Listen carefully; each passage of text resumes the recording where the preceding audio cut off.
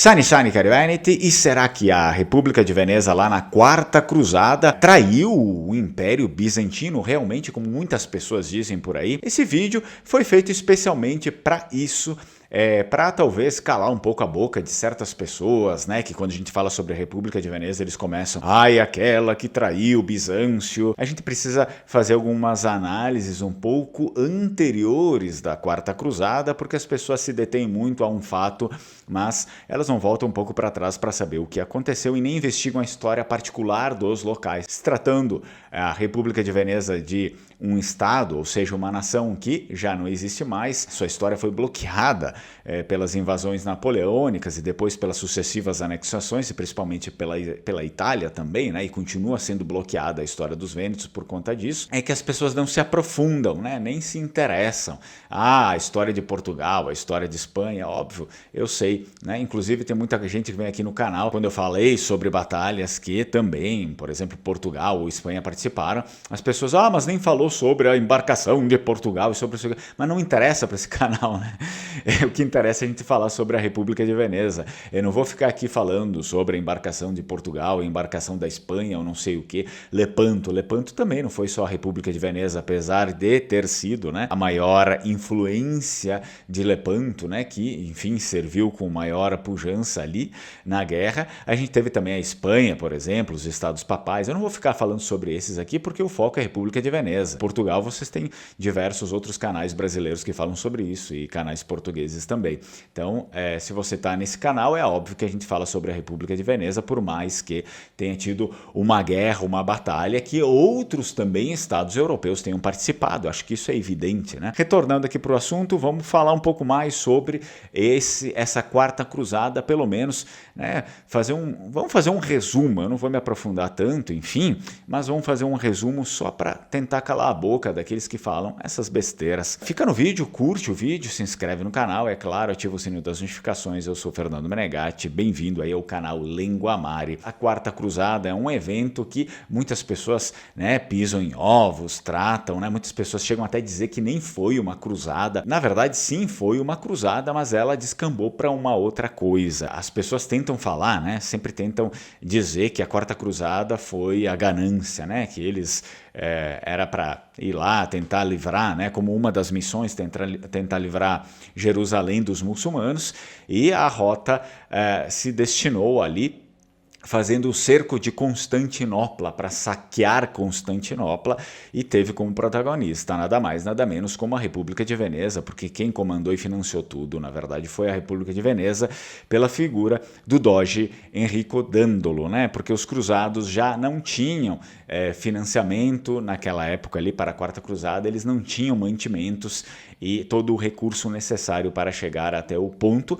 Portanto, o Doge Enrico Dandolo disse, não, Veja bem, eu pago, a gente financia, a República de Veneza vai financiar isso, mas primeiro eu quero que vocês me ajudem a tomar Zara, né, que fica hoje lá na Istria, ali na região da Istria. Então aconteceu também o cerco de Zara, onde a cidade cai e finalmente ela é anexada à República de Veneza, mas também a gente precisa ver uma história precedente a isso. Zara era controlada muitas vezes por outros inimigos da República de Veneza, e nesse momento estava sendo controlada e fazia embates fortes contra a República de Veneza, tentando até mesmo anexar muitas terras, territórios que já eram da República de Veneza. Ou seja, havia uma história precedente ali.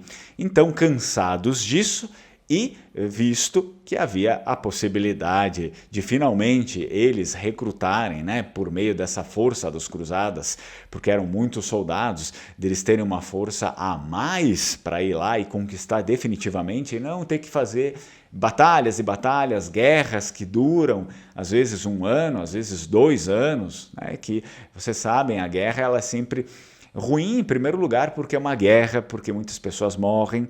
Em segundo lugar, porque vai exaurindo o recurso da nação, né? O Estado, as pessoas, querendo ou não, o Estado vai ficando mais pobre, as pessoas também vão ficando mais pobres. A cidade de Zara já atacava muito, já era contrária à República de Veneza, né? Tomou influência de vários inimigos ali que conquistaram ela contra a República de Veneza, e vendo essa situação, Enrico Dandolo, sábio, né? Sábio, para quem não sabe, morreu lá com seus 102 anos ainda, né?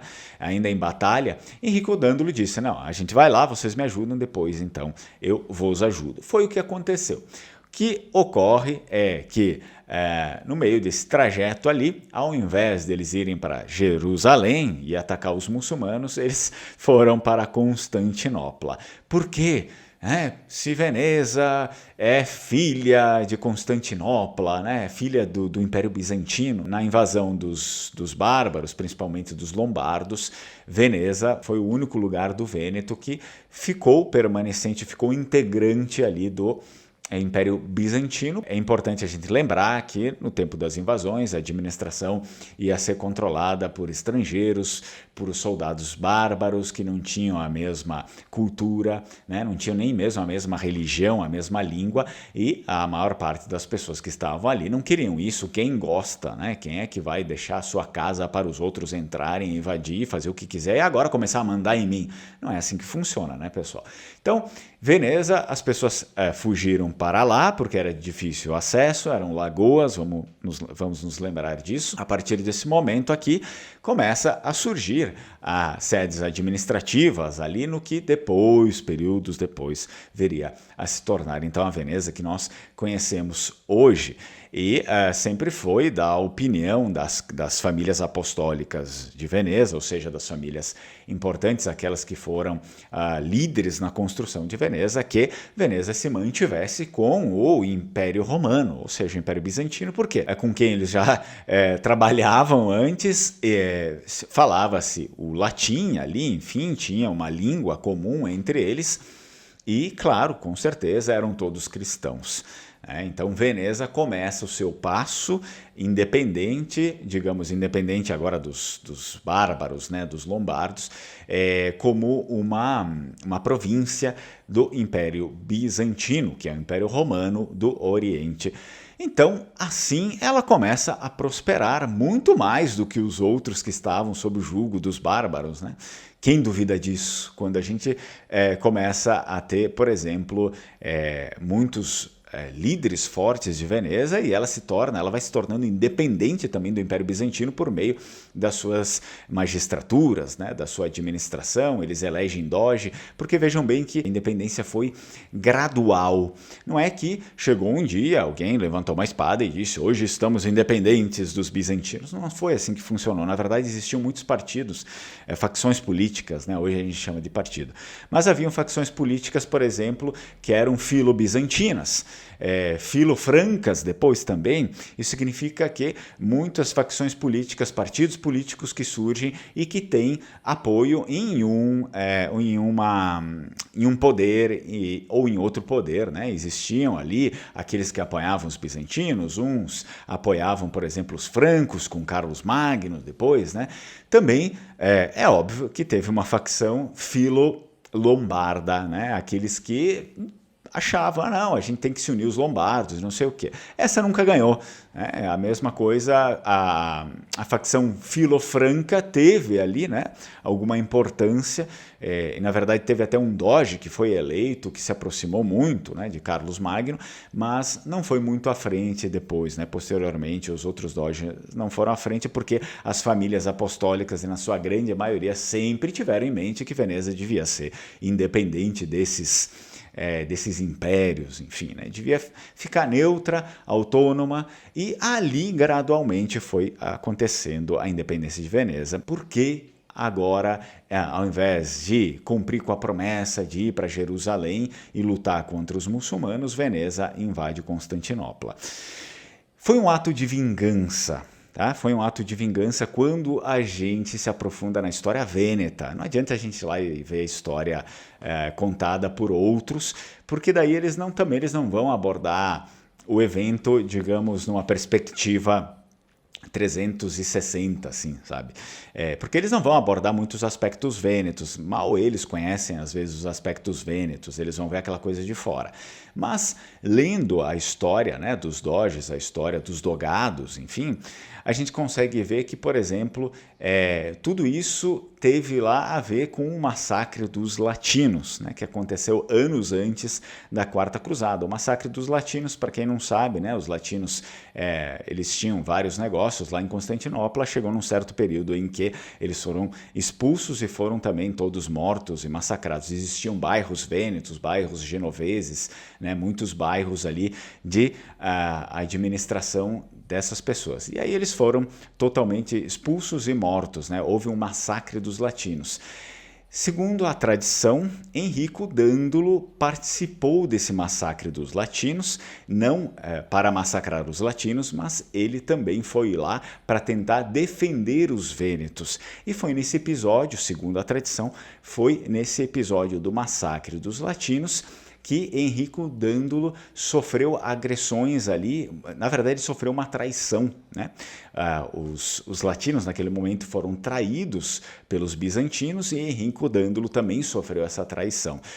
Conta a tradição que Henrico Dândulo estava desprotegido, eu não me lembro, acho que ele estava dormindo, e duas pessoas lá do Império Bizantino foram lá e tentaram matá-lo, né, no meio dessa revolta ali do massacre dos latinos. Inclusive deram uma paulada na cabeça dele e diz que depois dessa paulada ele ficou cego, ele ainda não era doge, e aí depois quando ele assume o dogado, né, e quando ele assume a República de Veneza, ele já assume praticamente completamente cego por conta dessa pancada que ele toma na cabeça. Tá? Então, Henrico Dândulo foi um grande doge, fez grandes coisas cego, né? Completamente cego. É claro que era uma pessoa que a gente já consegue ver que tinha um gênio um pouco irascível, né? Ele era irado, ou seja, vingativo. Ele vai lá e dá um fim nessa baderna de Zara, né? Que estava sempre tentando atacar a República de Veneza, ele vai lá e anexa. E fazia parte do gênio dele, então, obviamente, tentar dar uma lição naqueles que o traíram, aqueles que também o deixaram cego, né, para sempre. Então, por conta disso, muito por vingança e para colocar, então, Bizâncio no seu lugar, do tipo, não se meta conosco, né? Então ele desvia a rota e vai lá para o Império Bizantino. Foi certo isso? Bom, provavelmente não, né? A gente não tem como justificar um erro com outro erro, isso a gente sabe, mas é importante que a gente entenda que um outro erro foi feito antes com o massacre dos latinos e que Bizâncio também não era santo por conta disso. Então, na verdade, não é que foi uma inspiração diabólica, a República de Veneza só queria dinheiro e não estava nem aí para a religiosidade, expulsar os muçulmanos da Terra Santa. Nada disso. Na verdade, foi uma vingança a qual muitos dos cruzados também se sentiram no direito, né? Porque senão eles não teriam ido lá, desviado a rota, né? Muitos também se sentiram no direito porque muitos desses foram aqueles que escaparam do massacre dos latinos, escaparam de serem mortos. Então foi sim um ato de vingança. É por isso que, digamos, na sua constituição era para ser, claro, uma cruzada, mas no final não acabou sendo uma cruzada, é claro, né? Muitas pessoas dizem, não foi bem uma cruzada porque não se cumpriu até o final ali. Foi uma cruzada, mas não concluiu aquilo que era para ser concluído. Na verdade, foi uma vingança daquele ato lá do massacre dos latinos.